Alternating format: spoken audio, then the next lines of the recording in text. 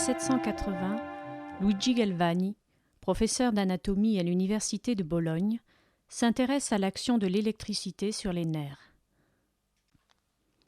Dans son laboratoire, il expérimente sur divers animaux. J'ai disséqué et préparé une grenouille. Lorsque l'un de mes aides toucha légèrement avec la pointe de son scalpel les nerfs cruraux de cette grenouille, on vit tous les muscles de ses membres se contracter violemment. Un autre des assistants eut l'impression que ces contractions se produisaient au moment où une étincelle jaillissait de la machine. Était-ce une simple coïncidence ? Je fus alors pris d'un incroyable désir de refaire l'expérience. Galvani, avec sa femme Lucia et son neveu, multiplie les expériences et tire cette conclusion étonnante.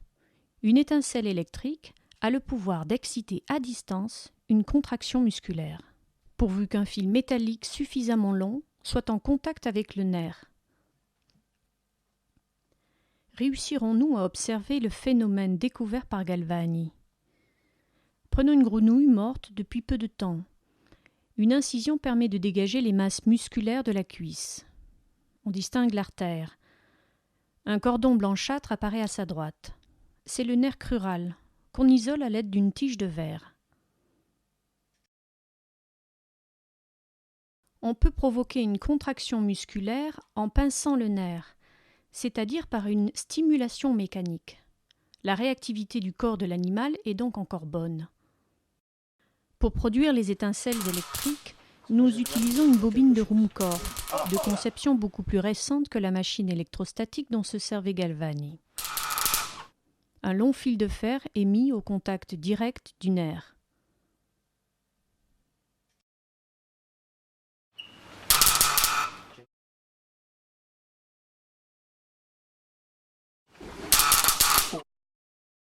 Le succès de l'expérience est immédiat. À chaque étincelle se produit une vive contraction de la cuisse. Les éclairs d'un orage pourraient-ils produire le même effet que les étincelles des machines électriques ? Pour le savoir, Galvani transporte ses grenouilles sur la terrasse de sa maison. Chaque fois qu'un éclair jaillissait, les muscles subissaient au même moment de nombreuses et violentes contractions. Mais au cours de ces expériences, il constate une chose surprenante. En l'absence de tout orage, une cuisse se contracte lorsque le crochet de cuivre planté dans sa moelle épinière est mis en contact avec la balustrade de fer sur laquelle est posé le membre.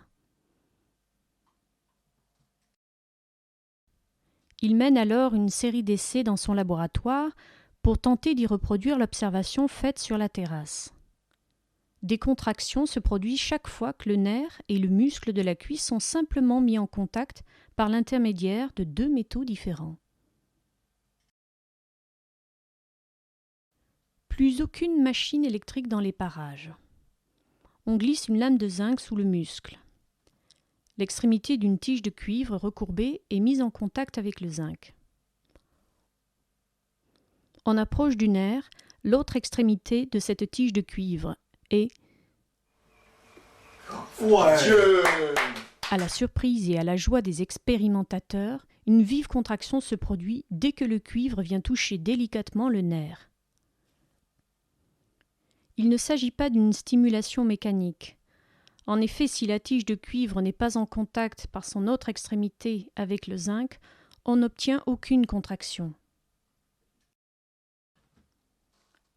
En 1791, Galvani écrit « Ces résultats provoquèrent en moi un grand étonnement et commencèrent à me faire soupçonner l'existence d'une électricité inhérente à l'animal lui-même. » Pour lui, c'est de l'animal que vient l'électricité qui, en se déchargeant à travers l'arc métallique, provoque le mouvement musculaire.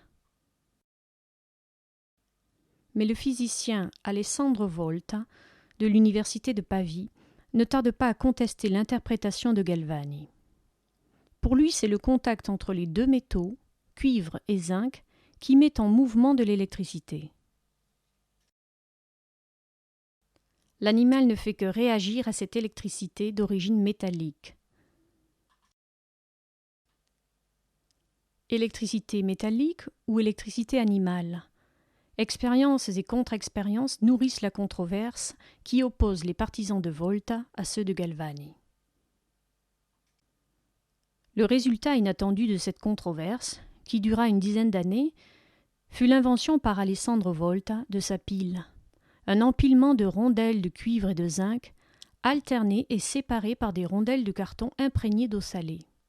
Cet empilement, initialement destiné à éliminer l'électricité animale du champ de la science, va devenir une source d'électricité d'un type tout nouveau. Il suscite immédiatement l'enthousiasme des savants et du premier consul Bonaparte.